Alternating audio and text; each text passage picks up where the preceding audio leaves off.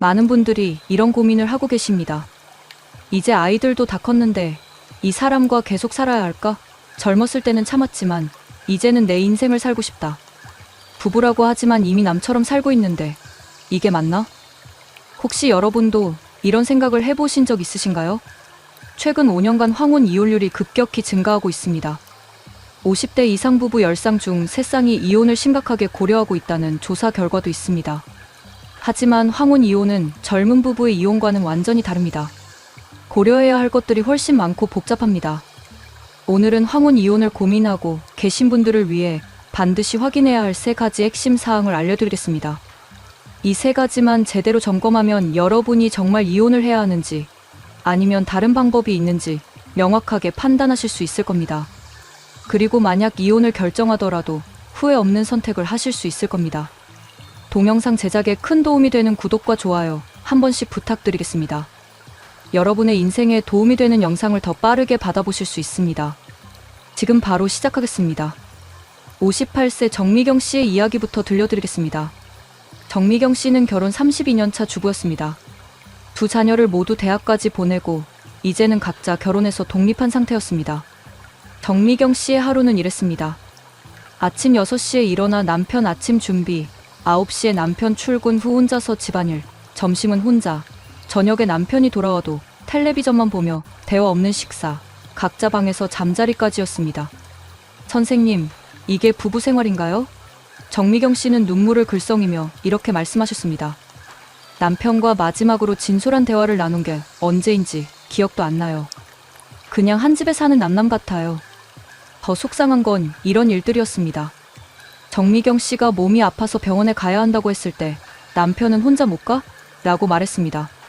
친구들과 여행을 가고 싶다고 하니 집에서 뭘 그렇게 힘들게 살았다고 여행을 가려고 해? 라는 반응이었습니다.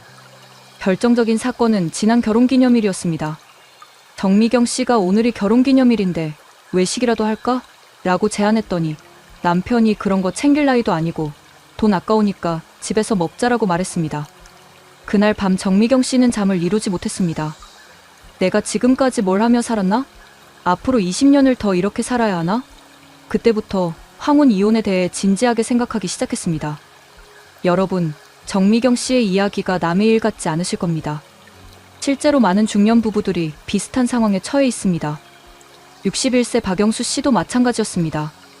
정년 퇴직 후 아내와 24시간 함께 지내게 되면서 오히려 갈등이 더 심해졌습니다. 아내가 제 모든 행동을 감시하고 간섭해요. 친구들과 만나는 것도 체크하고 어디 갔다 오면 시간까지 따져요. 이게 부부 생활인가 싶어요. 65세 김순자 씨는 이런 고백을 했습니다. 남편이 요리 솜씨가 형편없다며 40년 동안 매일 트집을 잡았어요.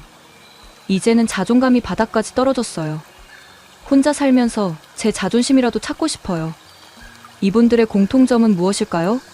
모두 이제는 나를 위한 인생을 살고 싶다는 간절한 마음을 가지고 계신다는 겁니다. 하지만 동시에 정말 이혼이 답일까라는 두려움도 함께 가지고 계셨습니다. 황혼 이혼이 젊은 시절 이혼과 다른 점이 무엇일까요? 첫째, 경제적 기반을 다시 구축하기 어렵습니다. 둘째, 자녀들과의 관계에 미치는 영향이 큽니다. 셋째, 노후 생활에 대한 전면적인 재설계가 필요합니다. 무엇보다 중요한 건 정말 이혼이 문제의 해결책인지 확실하지 않다는 점입니다. 때로는 관계 개선이 가능한 경우도 있고 때로는 이혼 후의 현실이 기대와 다를 수도 있습니다. 그래서 오늘 알려드릴 3가지 확인 사항이 중요합니다. 이것들을 차근차근 점검해 보시면 여러분에게 정말 맞는 선택이 무엇인지 명확해질 겁니다. 첫 번째 확인 사항은 바로 경제적 현실을 정확히 파악하는 것입니다. 황혼 이혼을 고민할 때 가장 먼저 확인해야 할 것이 바로 이 경제적 현실입니다. 많은 분들이 감정적으로 결정을 내리다가 나중에 경제적 어려움에 직면하게 됩니다. 63세 이영자 씨의 충격적인 현실을 들려드리겠습니다. 이영자 씨는 결혼 35년 만에 이혼을 결심했습니다. 남편의 지속적인 무시와 냉대에 더 이상 참을 수 없었기 때문입니다. 이제라도 내 인생을 찾고 싶다는 마음으로 이혼 절차를 진행했습니다. 하지만 이혼 후 6개월, 이영자 씨의 현실은 참담했습니다. 재산 분할로 받은 돈으로 작은 원룸을 구했지만 매월 생활비가 부족했습니다. 35년간 전업주부였던 그녀가 구할 수 있는 일자리는 시급 9,000원짜리 마트 계산원이 전부였습니다. 선생님, 이혼하기 전에는 몰랐어요. 혼자 살면서 병원비, 생활비, 집세까지 감당하려니 정말 막막하더라고요. 하루 8시간씩 서서 일해도 한 달에 120만 원 정도밖에 못 벌어요. 집세 50만 원 내고 나면 생활비가 빠듯해요. 더 충격적인 건 의료비 문제였습니다. 결혼 생활 중에는 남편의 직장보험으로 해결됐던 병원비가 이제는 온전히 본인 부담이 됐습니다. 당뇨 관리를 위한 월 15만 원의 약값만으로도 부담이 컸습니다. 그렇다면 황혼 이혼 전에 어떤 경제적 요소들을 확인해야 할까요? 첫째, 재산 분할 후 실제 받을 수 있는 금액을 정확히 계산해야 합니다. 부동산, 예금, 연금, 보험 등 모든 재산 목록을 작성하고 부채까지 고려한 순자산을 계산해야 합니다. 재산 분할 비율은 보통 50% 내외이지만 기여도에 따라 달라질 수 있습니다. 법무사나 변호사 상담을 통한 정확한 예상 금액 산출이 필요합니다. 둘째, 월 생활비를 정확하게 계산해야 합니다. 주거비인 월세나 관리비, 생활비인 식비, 의료비, 교통비 등 보험료인 건강보험과 개인보험, 경조사비와 용돈 등 기타 비용, 여가비와 취미비 등도 모두 고려해야 합니다. 셋째, 수입원 확보 가능성을 점검해야 합니다. 현재 나이에서 구할 수 있는 일자리 종류와 급여 수준을 알아보고 기술이나 경력이 있다면 활용 가능성을 따져봐야 합니다. 국민연금, 기초연금 등 받을 수 있는 연금 금액도 확인하고 부업이나 창업 가능성도 고려해야 합니다. 반면 59세 박정희 씨는 이혼을 결심한 후 2년간 차근차근 준비했습니다.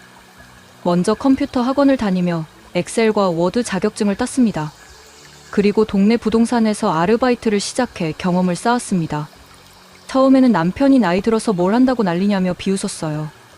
하지만 저는 묵묵히 제 길을 갔죠. 2년 후 이혼할 때는 이미 부동산 중개사무소에서 정규직으로 일하고 있었어요. 박정희 씨는 이혼 후에도 경제적으로 안정적인 생활을 유지하고 있습니다.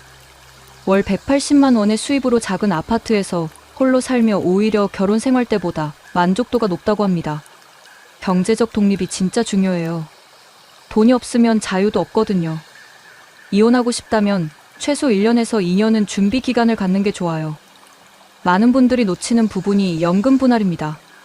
부부 중 한 명이 전업주부였다면 국민연금 가입 기간이 짧아 받을 수 있는 연금액이 매우 적습니다. 67세 김영우 씨의 경우 40년간 직장 생활을 한 덕분에 월 120만 원의 국민연금을 받습니다. 하지만 부인 최순덕 씨는 가입 기간이 10년 미만이라 월 30만 원도 안 되는 연금을 받게 됩니다. 이혼하면 아내가 받을 연금이 너무 적어서 걱정이에요. 그렇다고 제가 평생 부양할 수도 없고 참 복잡한 문제예요. 경제적 현실을 정확히 파악했다면 다음 단계는 구체적인 계획을 세우는 것입니다. 단기 계획으로 1년에서 2년 내에는 기술 습득이나 자격증 취득, 아르바이트나 파트타임으로 경력 쌓기, 이혼 관련 법적 절차와 비용 준비, 독립 후 주거지 물색을 해야 합니다. 중기 계획으로 3년에서 5년 내에는 안정적인 수입원 확보, 건강관리 시스템 구축, 사회적 관계망 형성을 목표로 해야 합니다. 장기 계획으로 노후 대비를 위해서는 연금 외추가 노후 자금 마련, 건강 악화 시 대비책, 고령자 주거 대안 모색을 준비해야 합니다. 정미경 씨도 이런 체크리스트를 작성해 본 후 충격을 받았습니다. 막연히 어떻게든 되겠지 했는데 계산해보니 현실이 만만치 않더라고요. 그래서 일단 이혼은 보류하고 경제적 독립부터 준비하기로 했어요. 여러분도 감정적 결정 전에 반드시 이런 현실적 계산을 해보시기 바랍니다. 경제적 기반이 탄탄해야 진정한 자유와 행복을 누릴 수 있습니다. 두 번째 확인 사항은 자녀와의 관계 변화를 예측하는 것입니다. 두 번째로 반드시 확인해야 할 것은 자녀들과의 관계입니다. 많은 분들이 아이들이 다 컸으니까 상관없겠지 라고 생각하시지만 현실은 전혀 다릅니다. 60세 장미자 씨의 예상치 못한 상황을 들려드리겠습니다. 장미자 씨는 결혼 30년 만에 이혼을 결심했습니다. 두 자녀가 모두 결혼해서 독립한 상태였고 이제는 자식들도 이해해 줄 거야 라고 생각했습니다. 하지만 이혼을 통보받은 자녀들의 반응은 충격적이었습니다. 큰딸은 이렇게 말했습니다. 엄마, 정말 실망이에요. 왜 이제 와서 그런 결정을 하세요? 저희 아이들은 어떡하라는 거예요? 할아버지, 할머니가 따로 사는 집에 어떻게 데리고 가죠? 둘째 아들은 더 직설적이었습니다. 부모님이 이혼하면 저희도 체면이 서지 않아요. 친구들이나 직장 동료들 앞에서 어떻게 말해요?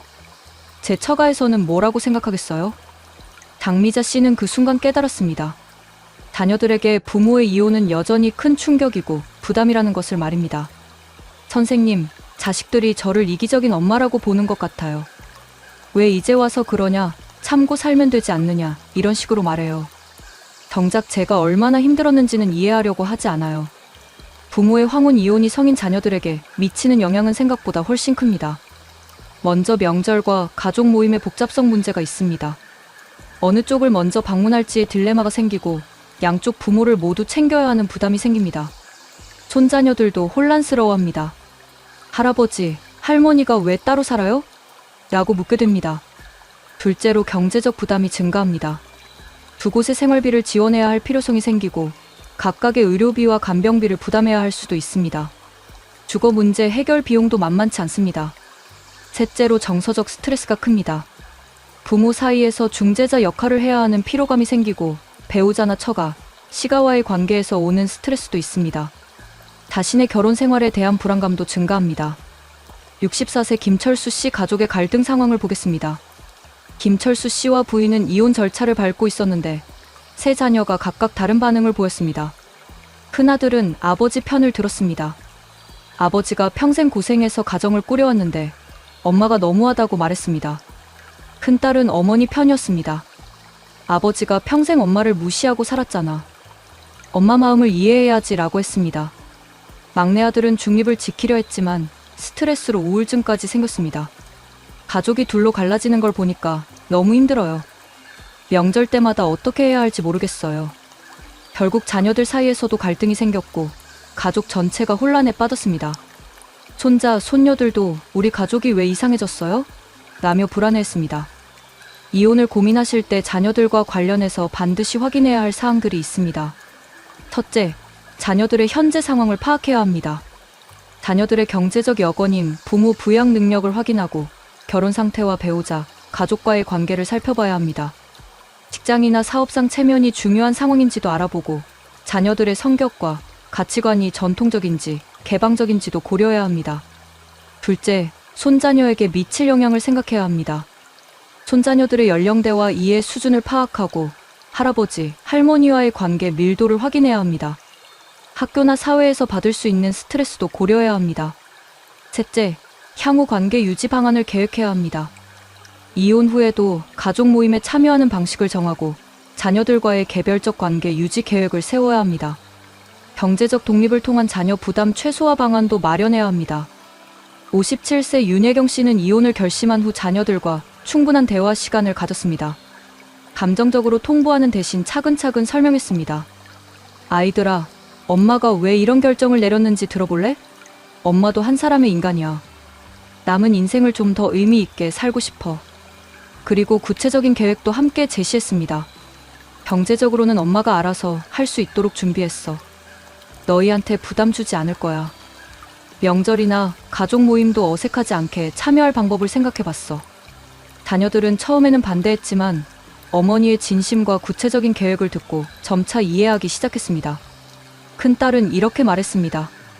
처음에는 충격이었는데 엄마가 정말 많이 생각하고 준비하신 걸 보니까 이해가 돼요. 엄마도 행복하실 권리가 있죠. 자녀들의 이해와 지지를 얻기 위한 구체적인 방법들을 알려드리겠습니다. 첫째, 단계적 소통이 중요합니다. 갑작스러운 통보보다는 점진적 대화를 해야 하고 자녀 각각의 성격에 맞는 접근 방식을 택해야 합니다. 충분한 시간을 두고 이해시키는 것이 필요합니다. 둘째, 구체적 계획을 제시해야 합니다. 경제적 독립 계획을 설명하고 이혼 후 가족 관계 유지 방안을 알려줘야 합니다. 손자녀들에 대한 배려 방안도 함께 제시해야 합니다. 셋째, 자녀들의 입장을 이해해야 합니다. 자녀들의 걱정과 부담을 인정하고 체면이나 사회적 시선에 대한 우려를 공감해줘야 합니다. 가능한 한 부담을 덜어주는 방향으로 계획을 수정하는 것도 필요합니다. 정미경 씨도 이런 과정을 거쳤습니다. 처음에는 자식들이 반대했어요. 하지만 제가 왜 이런 결정을 내렸는지, 어떤 준비를 했는지 차근차근 설명하니까 조금씩 이해해 주더라고요. 특히 제가 경제적으로 독립할 수 있다는 걸 보여주니까 안심하는 것 같았어요.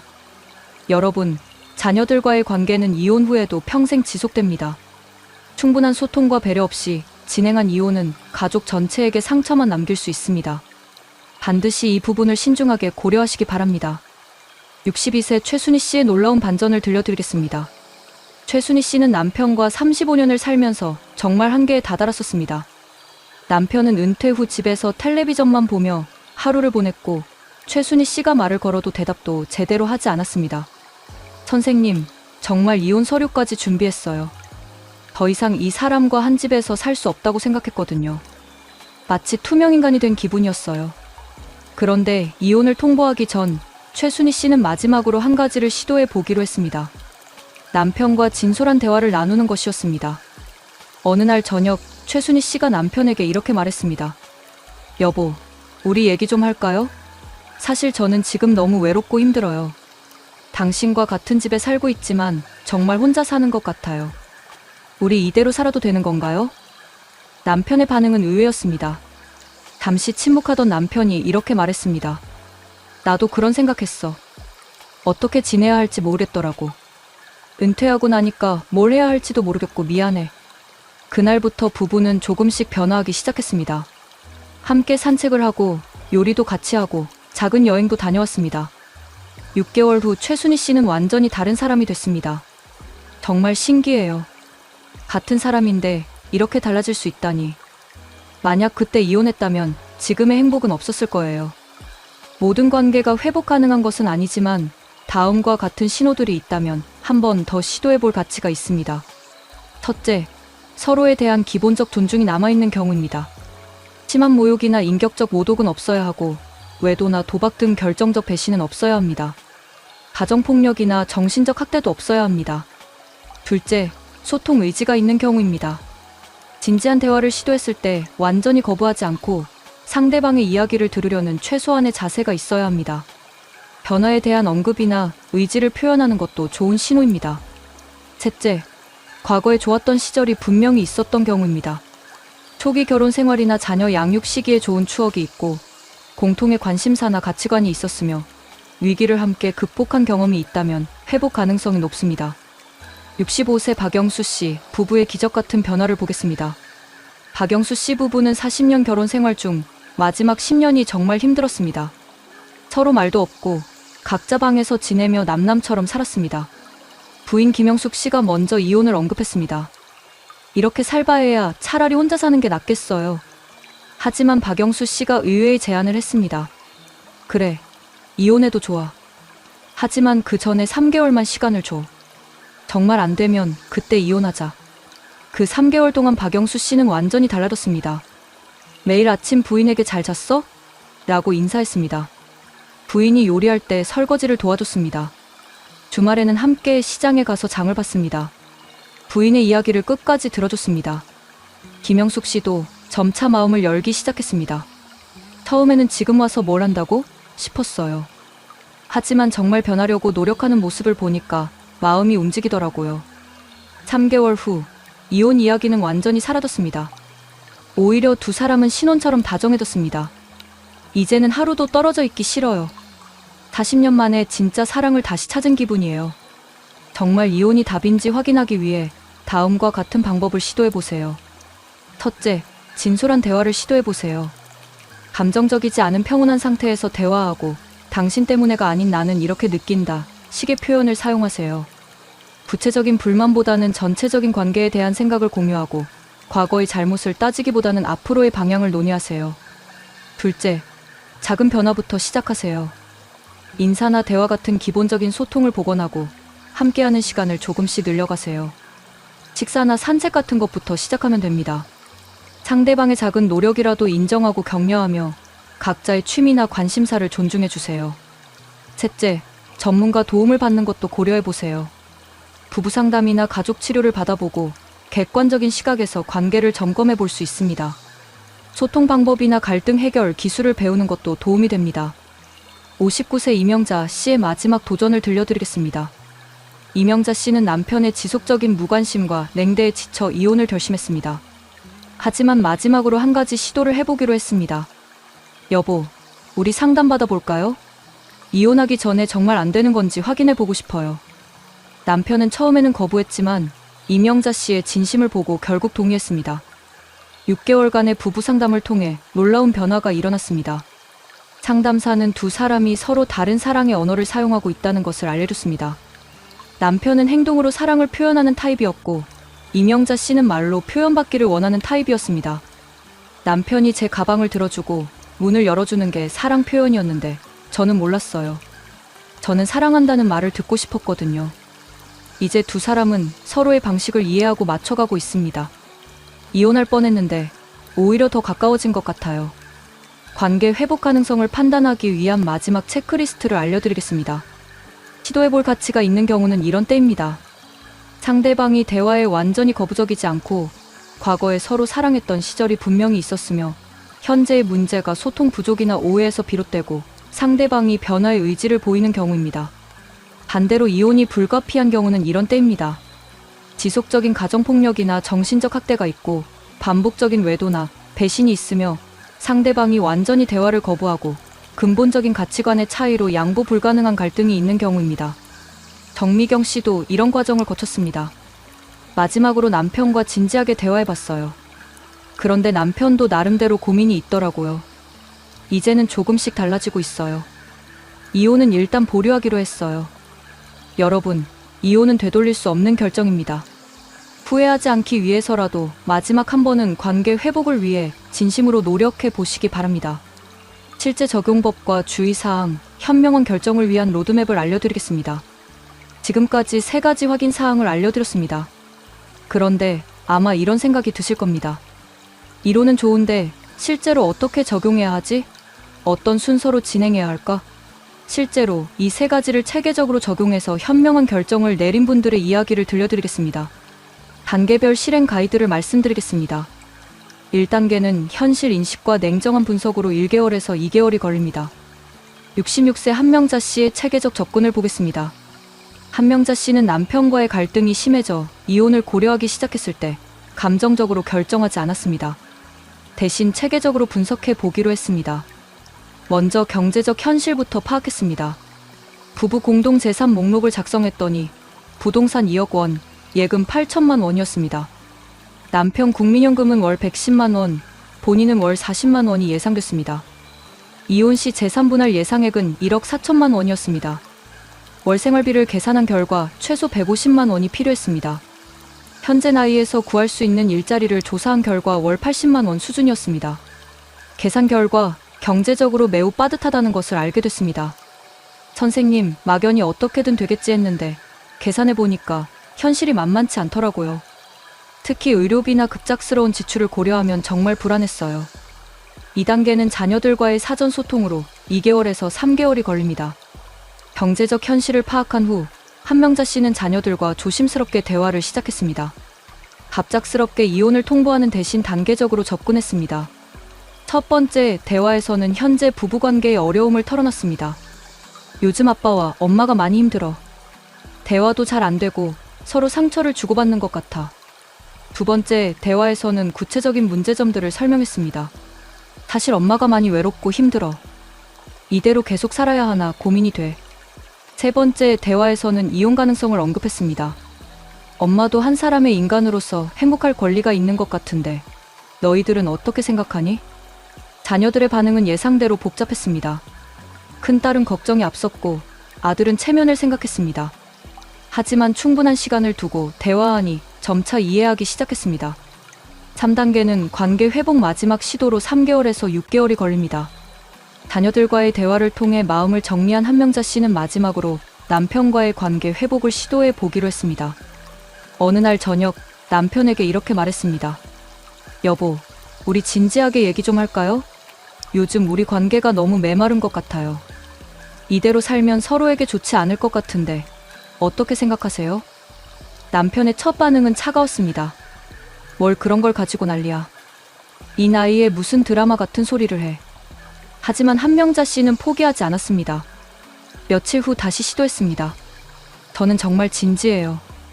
우리가 이렇게 살면 둘 다 불행해져요. 변화가 필요해요.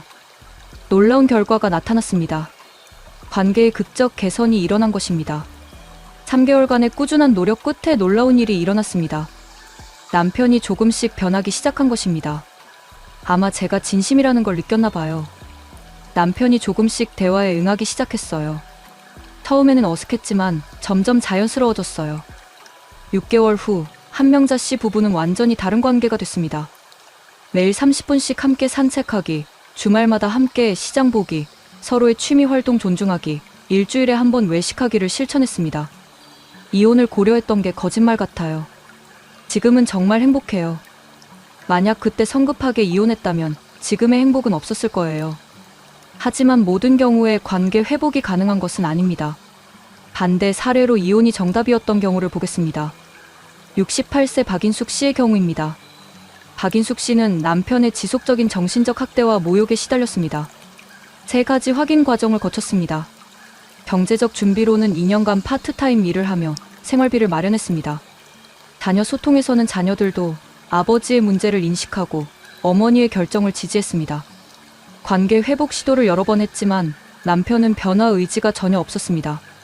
결국 박인숙 씨는 이혼을 결정했고 1년 후 이렇게 말했습니다. 정말 잘한 결정이었어요. 이제야 제 인생을 살고 있는 기분이에요. 경제적으로는 빠듯하지만 정신적으로는 훨씬 건강해졌어요. 실행 시 주의사항을 알려드리겠습니다. 첫째, 성급함은 금물입니다. 잘못된 접근은 오늘 계산해봤는데 이혼하기로 결정했어요 라고 하는 것입니다. 올바른 접근은 3개월에서 6개월에 걸쳐 차근차근 검토해보겠습니다 라고 하는 것입니다. 많은 분들이 감정적으로 상처받은 상태에서 성급하게 결정을 내립니다. 하지만 이혼은 되돌릴 수 없는 결정이므로 충분한 시간을 두고 신중하게 판단해야 합니다. 둘째, 혼자서 모든 걸 결정하지 마세요. 잘못된 접근은 내가 알아서 다 정할 거야 라고 하는 것입니다. 올바른 접근은 가족들과 충분히 상의하고 필요하면 전문가 도움도 받겠습니다 라고 하는 것입니다. 특히 법적, 경제적 문제는 전문가의 도움이 필요합니다. 변호사나 재무상담사, 부부상담사 등의 조언을 구하는 것이 좋습니다. 셋째, 완벽한 해답은 없다는 것을 인정하세요. 잘못된 기대는 이혼하면 모든 문제가 해결될 거야 라고 생각하는 것입니다. 현실적 기대는 이혼도 새로운 도전이고 나름의 어려움이 있을 거야 라고 생각하는 것입니다. 이혼이 만능 해결책은 아닙니다. 새로운 형태의 어려움이 생길 수 있다는 것을 인정하고 준비해야 합니다. 전문가 도움이 필요한 경우를 말씀드리겠습니다. 법적 자문이 필요한 경우는 복잡한 재산 구조나 사업체, 부동산을 다수 보유한 경우, 배우자가 재산 은닉 의혹이 있는 경우, 양육권이나 면접 교섭권 문제인 손자녀 관련 문제가 있는 경우입니다. 심리적 지원이 필요한 경우는 우울증이나 불안장애 증상이 있는 경우, 자녀들과의 갈등이 심각한 경우, 사회적 고립감이나 외로움이 극심한 경우입니다. 경제적 계획이 복잡한 경우는 연금이나 보험 문제가 복잡한 경우, 이혼 후 주거 문제 해결이 어려운 경우, 노후 자금 계획 수립이 필요한 경우입니다. 정미경 씨도 이런 단계적 접근을 통해 현명한 결정을 내렸습니다. 처음에는 감정적으로 이혼하고 싶었는데 차근차근 따져보니 현실이 복잡하더라고요. 지금은 관계 개선을 위해 노력하고 있어요. 결과가 어떻게 될지는 모르지만 후회하지 않을 만큼 최선을 다하고 있어요. 여러분도 감정에 휩쓸리지 마시고 이런 체계적인 접근을 통해 정말 자신에게 맞는 최선의 선택을 하시기 바랍니다. 첫 번째, 경제적 현실을 정확히 파악하고, 두 번째, 자녀와의 관계 변화를 예측하며, 세 번째, 관계 회복 가능성을 마지막으로 점검하는 이 3가지 확인 사항을 차근차근 실행해 보시기 바랍니다. 여러분의 남은 인생이 정말 행복하고 의미 있는 시간이 되기를 진심으로 바랍니다. 오늘도 귀중한 시간을 내어 끝까지 함께 해주신 여러분께 감사드립니다. 구독과 좋아요로 응원해 주시면 더 좋은 내용으로 찾아뵙겠습니다. 감사합니다.